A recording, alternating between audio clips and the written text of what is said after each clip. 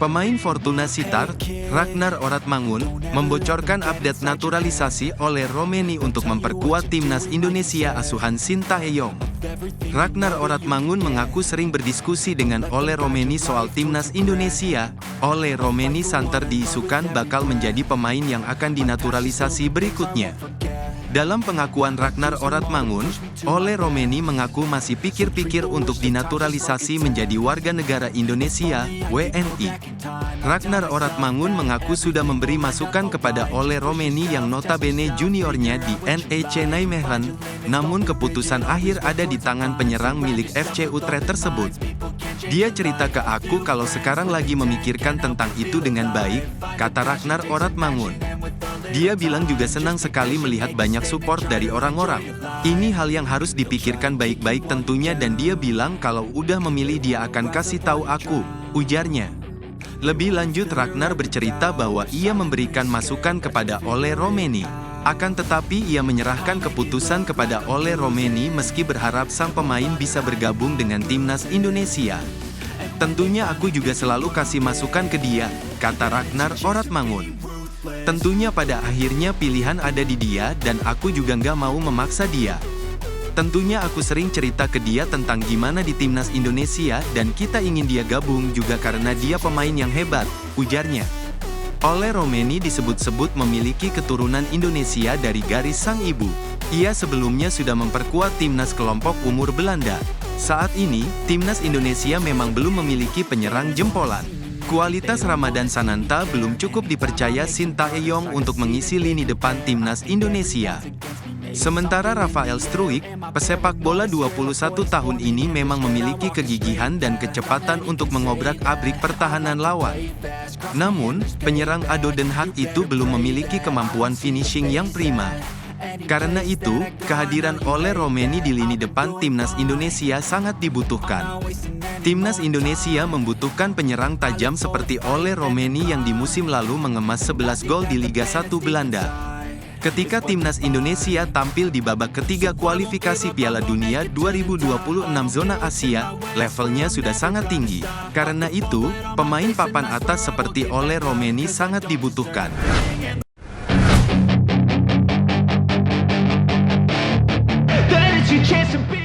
PSSI melobi SC Heerenveen kembali agar Nathan Chu Aon memperkuat timnas Indonesia U23 di perempat final Piala Asia U23.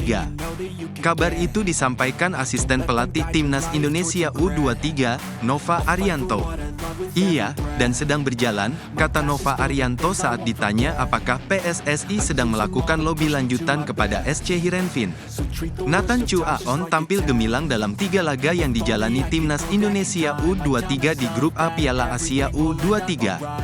Bermain sebagai gelandang, posisi yang hampir tak pernah dijalankan sebelumnya. Pesepak bola 22 tahun ini justru tampil luar biasa. Terlihat sepanjang 90 menit pertandingan, Nathan Chu Aon tak kenal lelah berlari. Status unsung hero layak disematkan kepada ex-pemain SBV Excelsior tersebut. Sayangnya pada pagi ini, Nathan Chu Aon yang baru saja mengantarkan timnas Indonesia U23 ke perempat final Piala Asia U23, dikabarkan harus pulang ke Belanda. Ia pulang ke Belanda untuk kembali memperkuat sang klub, SC Heerenveen. Ternyata usut punya usut, PSSI sejak awal melobi SC Heerenveen hanya agar Nathan Chu Aon memperkuat timnas Indonesia U23 di 3 laga grup A Piala Asia U23 pada 15-21 April. Lobi itu dikeluarkan PSSI karena SC Heerenveen berat melepas sang pemain ke turnamen yang tidak masuk ke dalam agenda FIFA tersebut. Pada akhirnya SC Heerenveen bersedia melepas Nathan Chu Aon ke timnas Indonesia U23 pada 15-21 April. Mereka bersedia melepas sang pemain karena kebetulan di periode tersebut SC Heerenveen tidak melakoni pertandingan. Jika Nathan Chu Aon tidak bisa membela timnas Indonesia U23 pada Piala Asia U23, Sintayong bakal kehilangan besar. Sang pelatih mesti memutar otak untuk mengutak-atik skema alternatif. Masih ada beberapa pemain yang bisa menggantikan Nathan di lini tengah. Yang pertama Arhan Fikri. Keberadaan Arhan Fikri di lini tengah timnas Indonesia U23 sepatutnya disyukuri. Sebab, gelandang Arema FC ini cukup piawai mengawal sektor tengah. Di BRI Liga 1 saja, Arhan Fikri sudah bermain sebanyak 26 kali, membuktikan betapa perannya di Arema FC sangat krusial. Ia juga bisa memainkan peran gelandang sentral, bertahan, maupun menyerang sama baiknya. Berikutnya ada wonderkid Persija Jakarta, Raihan Hanan. Catatan 25 penampilan bersama Macan Kemayoran menunjukkan kualitas pemain berusia 20 tahun ini.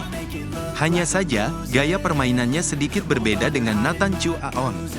Raihan terbiasa bermain lebih ke depan, atau tepatnya gelandang serang. Ini mengharuskan Ivar Jenner untuk bekerja lebih keras jika diduetkan dengannya. Semoga saja, PSSI mampu melobi SC Heerenveen agar Nathan Chu Aon dapat memperkuat timnas Indonesia U23 di perempat final Piala Asia U23.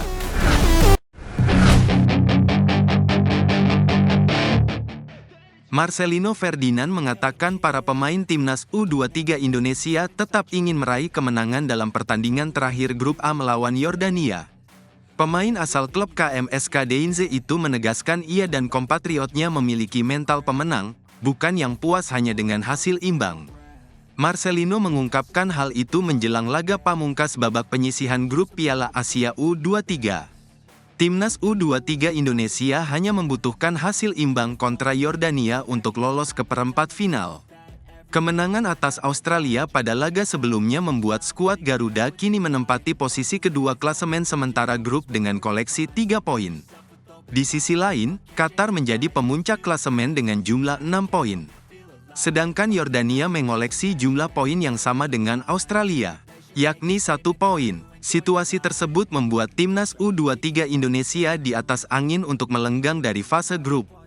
Kami tegaskan bahwa kami harus melupakan pertandingan melawan Australia. Kami harus mengubah mindset dan mental, soalnya kami juga belum pasti lolos. Kami harus menang dan kami enggak punya mental untuk imbang atau kalah, ujar Marcelino. Gelandang berusia 19 tahun itu membeberkan persiapan timnas U23 Indonesia berjalan lancar. Ia menyebut para pemain sangat antusias menyambut pertandingan terakhir melawan Yordania. Pelatih Sintayong, kata dia, menyampaikan hal-hal yang perlu diwaspadai dari Yordania. Dan para pemain timnas U23 Indonesia sudah menyiapkan strategi untuk mengantisipasinya. Yordania lebih bermain long ball dan counter attack. Kami sudah mengantisipasi segala sesuatunya di latihan. Dan benar saja, Marcelino yang tampil sebagai starter mampu banyak berkontribusi dalam laga ini. Kontribusi terbesarnya ialah gol penalti yang ia lesatkan pada menit 23. Gol tersebut menjadi langkah awal Garuda Muda memenangkan pertandingan, sekaligus lolos ke babak 8 besar.